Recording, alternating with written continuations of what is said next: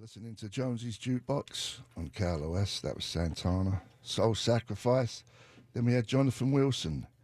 There Is a Light. He's playing the 20th of September at the Fonda. And we started off with Ian Hunter, Once Bitten, Twice Shy. That was the long version. And my guest is Kurt Sutter. Hey, Jonesy, how are you, man? How are you? I'm well. Busy, I hear. A little bit. Although, getting a little bit into the wind down of it all. Yeah? Yeah. Have you shot all the first season of Mayans? Yes, we finished shooting about 2.5, 3 weeks ago, and now I'm just finishing up in post, putting together the last 4 episodes or so. In fact, I go to a sound mix after this today for the 6th episode. So is it stressful? Just in general, doing you do everything. You're not directing these though. I'm not. I did not direct this season. The gentleman I co-created the show with, Elgin James, directed the finale, which I always directed the finale for Sons, and my hope for this show is ultimately to sort of retreat into the background a little bit and let Elgin and other voices occupy that front space. But yeah, it's a lot, and I've been doing it a long time now, so I sort of know the rhythm of it. You just step into it slowly, where it's all about the writing, and then once you start shooting, then my job triples, and it becomes prepping production, and then ultimately being in post and editing, and then there's that madness for about 3 months, and now it's production's done, but now it's just sort of the back end of it, which is just post and putting it all together. But it gets there's a period of time for about 6 weeks where I don't really sleep. I just sort of nap. Between looking at cuts and working on my draft of scripts and things like that. So, but it's a muscle I've been working for a while now. So when you do actually finish, do you sleep then, or you on to something else straight away? I don't do well with downtime. Yeah. What happens is I crave it. Like when you're in the madness, you're like, oh, I just want to break. And then you get the break, and for me, the joy of it lasts about 27 minutes. Yeah. And then I'm like, oh, who am I? What am I? Yeah. That sort of, that weird post-mortem. And some of it is just the physical, shift from the pressure and the go, and the follow-up to suddenly not having that. There's that physical lull of like, oh, wait a minute. I don't have, the anxiety or the stress or the pressure or the schedule that I had. But I'm trying to be better. It was really difficult for me to have any downtime, but you throw a kid into the mix and suddenly your priorities shift a little bit. And, and I think I'm getting better with it, but I don't, I can't go an entire hiatus with not creating or doing something else, I have to, for me it's, mental survival and emotional sanity more than anything, than the need to produce, or I have to get the next thing out there. It's more about keeping myself sane, because, what we do is, for me anyhow, is how I keep myself sane. Yeah, no, I watched the second episode last night. Oh, I like to watch it on FX Go. Oh, on the app. Yeah. Because you only get a small little commercial. Right. And it, to me, the picture looks good. It looks better. I got the Apple 4, the new one. Yeah. The resolution, it's like better. Yeah, you can control more there in terms of they can handle, like sometimes with cable and stuff, you can't really control, how things are beamed up to the satellite and beamed down to the satellite, and I think you have more control with the apps. I find. Yeah. Now, is it actually shot in America and Mexico, or is it just a little of both? We shoot. Sons, we ended up shooting a lot in, interestingly enough, in like Sunland and Tahunga Valley. Oh, yeah. Because, you know, they were poorer communities in the 20s and 30s when all the cities were importing palm trees, because that's what Southern California was supposed to be. So those parts of LA County look much more like Northern California because it's all indigenous trees. Yeah, yeah. So that's where we shot. And but for this, we're doing a combination. We did 2 shoots in Mexico. So we're based in Santa Clarita because I wanted that desert terrain because it takes place on the border, obviously, and that sort of trajectory into like Victorville and that part of the desert. Near the 15. Yeah, yeah. So that area feels like to me more desert terrain, and then we shoot a lot of stuff. We found a lot of little pockets downtown that feel local, like Mexico, and then we did two shoots where we went to in Mexico City and pockets outside of Mexico City. I mean, Mexico City is really production friendly. They have studios there, and so we did 2 shoots there as well. So it's a combination of both. Yeah, I've noticed you changed the bikes up. Well, it's the Is that it's a subculture, right? Yeah. Because the white most of the white MC clubs, it's interesting. It's very their bikes are all about efficiency and kind of being under the radar. with the full face helmet? Yeah, and it's that's why they're dynos, right? Because they're fast. Yeah. They're not flashy. Where with the Latino MCs, they're much more informed by their culture.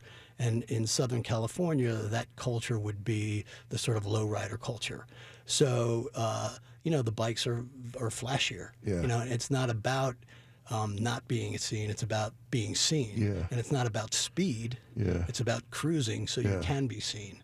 Yeah. So it's the ape hangers. It's a lot more color, a lot more bling, which is fun, to be able to play with, because we hired some great East Los Angeles artists to do some of the obviously some of the art for the promotions, but also some of the art on the tanks. Yeah. So we employ, so that was fun, like kind of bringing in a new community of artists to contribute to the authenticity and stuff. Yeah. But yeah, the bikes are much flashier. I like some of them. Your main dude is that a shovel head he's got? No, he is on. Was it a later? It's Evo. Yeah, it's a later. We switched him out. We had him on a Softail, and now he's on I think he's on a Bob. He's on forget what he's on. And then we have guys on. There's a couple baggers. Yeah, with the fairings. Yeah. I mean, that's what I ride. I ride the Street Glide, and that's the only thing I ride now. Do you have the radio on and everything? I make everybody listen to my music. I have speakers. I have speakers, in the back. You don't? Oh yeah, and I have speakers in the front. It's sort of like this is what I'm listening to. That's great. Yeah, it is. It's fun. And, I got a Road King special. oh, do you? Yeah. Because you were on a When I saw you up at a thing. yeah, you had the English bike, right? You had the Well, I had a BMW. you had the BMW, right? The cafe. Didn't you ride cafes? Yeah. And Ducatis. That's right. But I love my Road King special. Right. For going over where you say, like like Sunderland, up Angela's Crest. Yes. On long rides where you're not in traffic. That's a Road King it's a great bike. It's a great bike because it's got the steadiness and the comfort of like a bigger bagger without some of the weight and size. You know what I mean?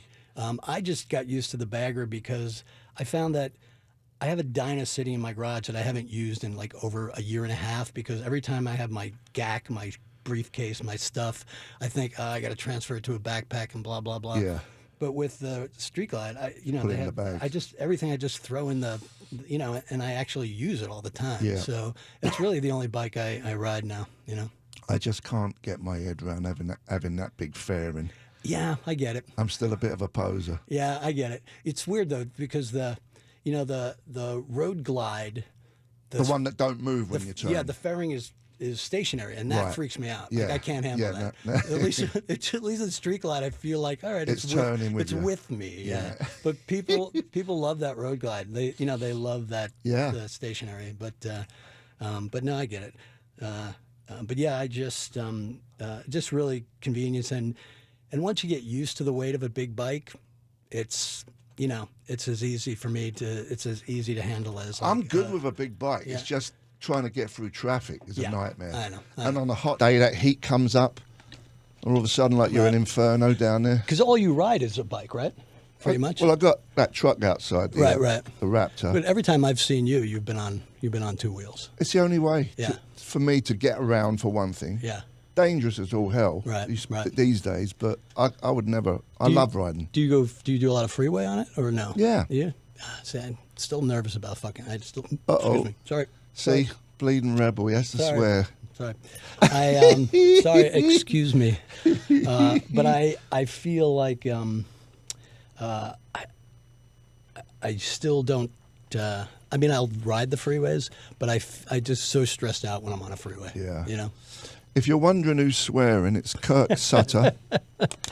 He's the creator of Sons of Anarchy, and he's got the new show Mayans. Let's play some music because we're probably boring people to death talking about bike parts. We're going to play Lost Savages. That's Paint It Black. Oh yeah, that's the song they use in the promotional. It's such a great song. Yeah. So we're going to play that, play a bit of music, and then we're going to come back and chat. Day that heat comes up, and all of a sudden, like you're an inferno down there. Because all you ride is a bike, right? Pretty much. Well, I got that truck outside. Right, right. The Raptor. But every time I've seen you, you've been on two wheels. It's the only way Yeah. for me to get around, for one thing. Yeah. Dangerous as all hell Right, right. these days, but I would never. I love riding. Do you do a lot of See, bleeding rebel, he has to Sorry. swear. Sorry. Sorry, excuse me. But I feel like I still don't. I mean, I'll ride the freeways, but I just so stressed out when I'm on a freeway. Yeah. You know. If you're wondering who's swearing, it's Kurt Sutter.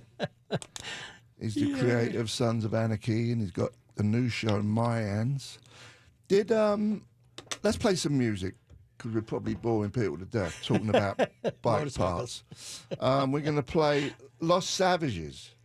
That's Paint It Black. Oh yeah, that's the song they use in the promotional. It's such a great song. Yeah. So we're going to play that, play a bit of music, and then we're going to come back and chat.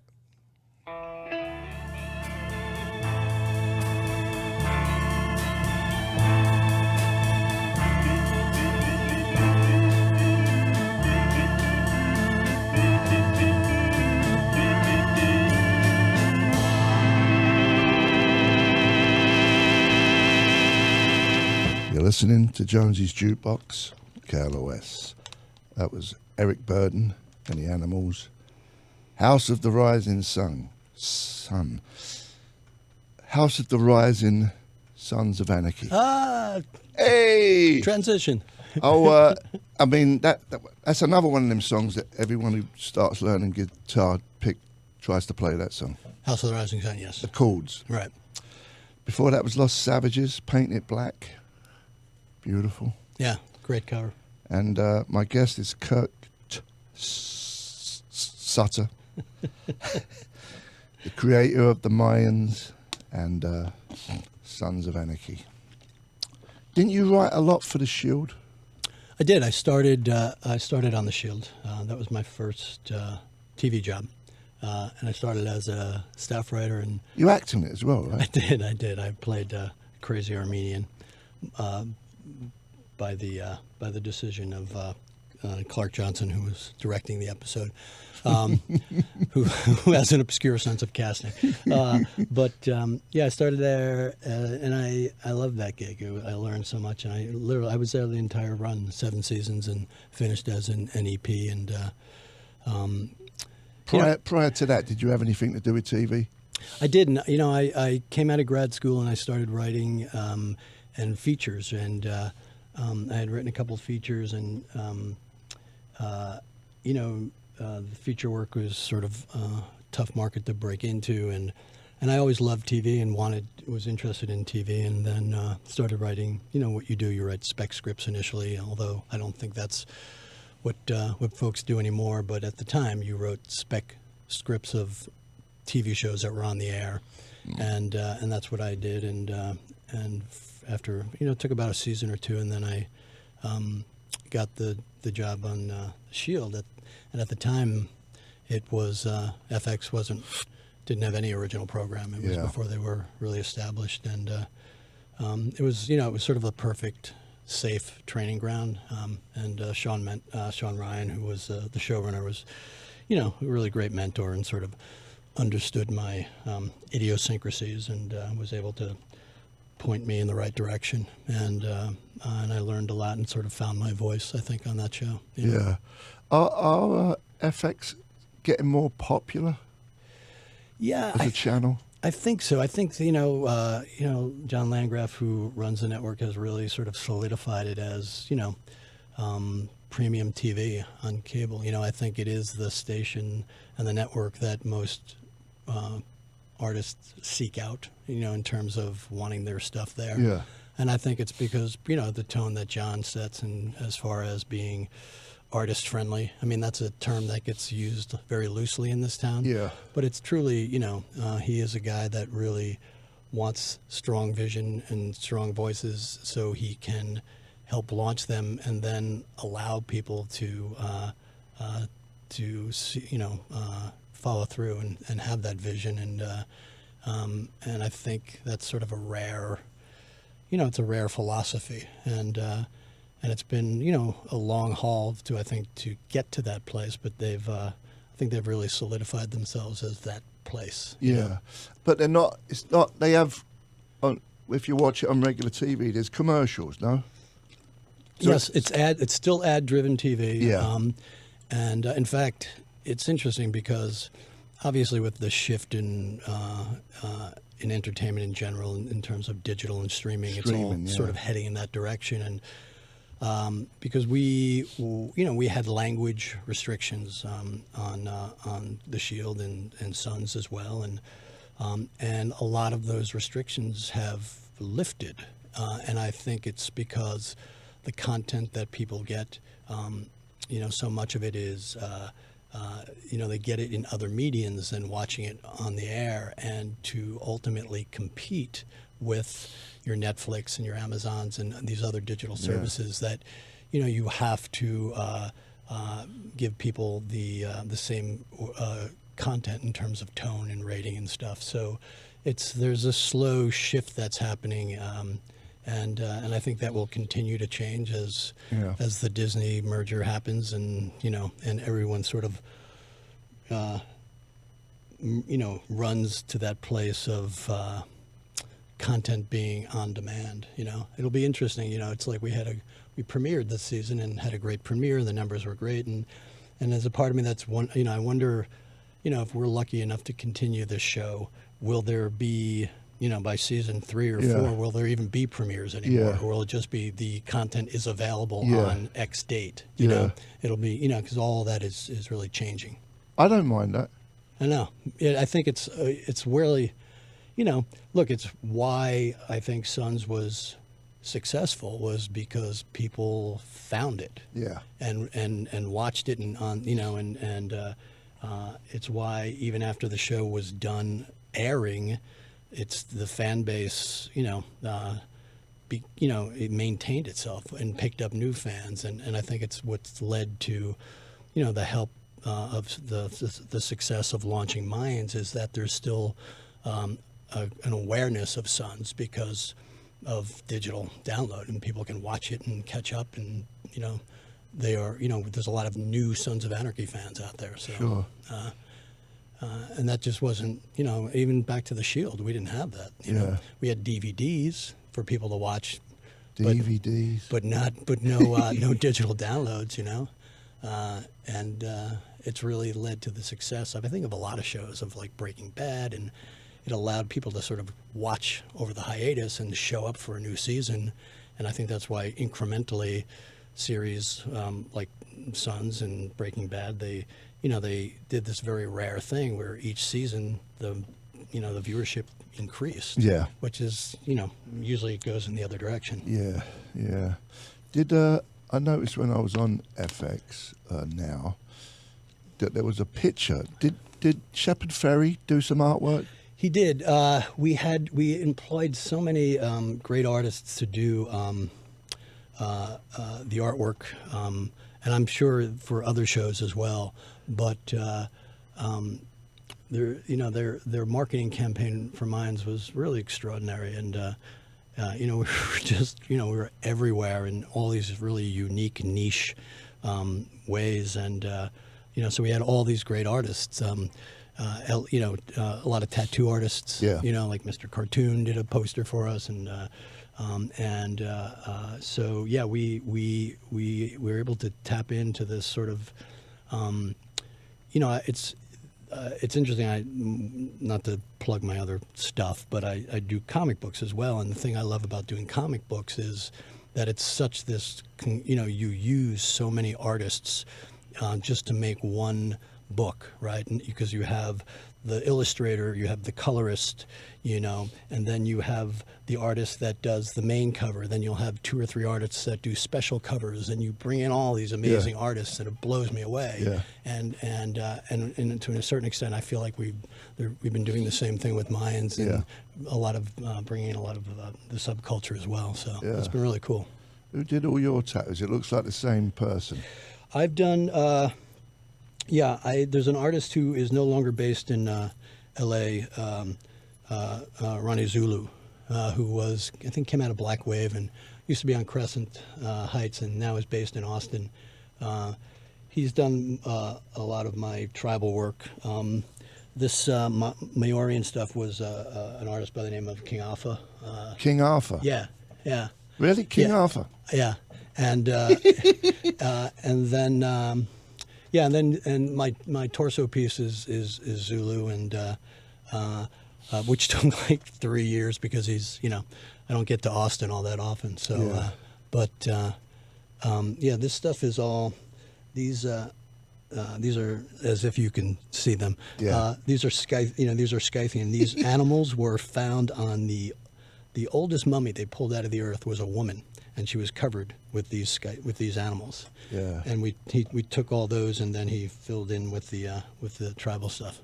Of course, she was a woman. She was a mummy. Hey!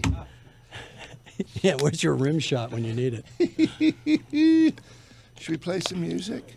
We're here with Kurt Sutter, creator of Mayans and Sons of Anarchy. Do I have to keep mentioning this song? Or are we moving on now? Mayans now. You can mention whatever you want. We're going to play Devo. This is a scene that was in episode 2. Right. UncontrollableUrge. You're going to play that one? Yeah. Oh, cool. Who was the guys they were fighting? I got confused. That's not the other guys. Right. No, it was the tension that was building up between the club and the cartel guys. Right, because they're sort of on the same side, and there was a lot of tension between the two of them, and it was basically, So it is the same guys with the young guy with the kid. Yeah. So it was basically, all right, let them tear each other apart for a minute, blow off steam, and it's sort of therapy in that world. Is the truth. Do you know what I mean? And occasionally in my world, but. Kurt Sutter, ladies and gentlemen. Jonesy's Jukebox, KLOS. Here's Devo.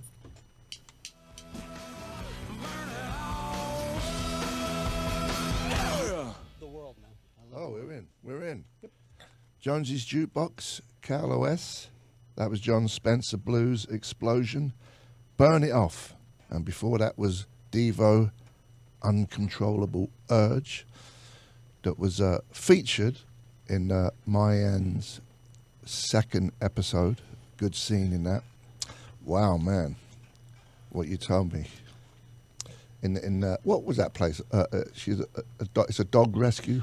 I love the idea of these sort of off the grid recovery houses. That don't take insurance. Yeah. And don't necessarily ask questions, but that it was a rescue facility, but that she took a third of it and basically used it as a rehab. Yeah. You know, sort of, you know, low, low bottom, but Yeah. you know, getting basically detoxing people, getting people off of it. Yeah. Loosely based on research of mine. But I, you know, that it's sort of this underground resource for, you know, people that live off the grid, which Yeah. is why the dudes gave her some cash. Yeah, 'cause yeah, they've- yeah. You know, they've helped out a lot of their brothers, and, Yeah. and it's a place to go. And Yeah. yeah, Good stuff. yeah. So how many episodes in this season? It's 10 altogether. The pilot plus what is it? Pilot plus 10 or no? 10 altogether. Yeah, Yeah. pilot plus 9. Yeah. And the ratings are good so far on the first two? Yeah, the ratings were you know, you never. Yes, they were very strong, and for me, it's so odd. I don't even know how you judge ratings anymore because Yeah. there's so many ways to watch TV. Well, if they give you more money for another season, I guess that's a good sign. Yeah, yeah. I think what it does is it, you know, it keeps the momentum going, and you know, the ratings were very strong, and the second episode did well. You know, which is, you know, there's always a dip in terms of viewership, but most of that we've picked up on +3 and things like that. So, you know, the key is establishing that base audience. You know, that number that you go, okay, that's who watches the show week after week, and it may vary a little bit. Sure. But that's, you know, that's sort of what you want to get to, and that's what sort of, you know, keeps you on the air. Yeah. I'm looking forward to episode 3. I like, you know, like any good show, you leave it with like, I want to see what happens next. Well, that's good. That's the key, right? That's the key, right? You know. It's that balance of, you know, for me, it's having an episode that feels complete. You know, that's sort of like a little movie. Yeah. And yet there's enough where you go, what happens next? Yeah. You know, and it's that balance. You know. Yeah.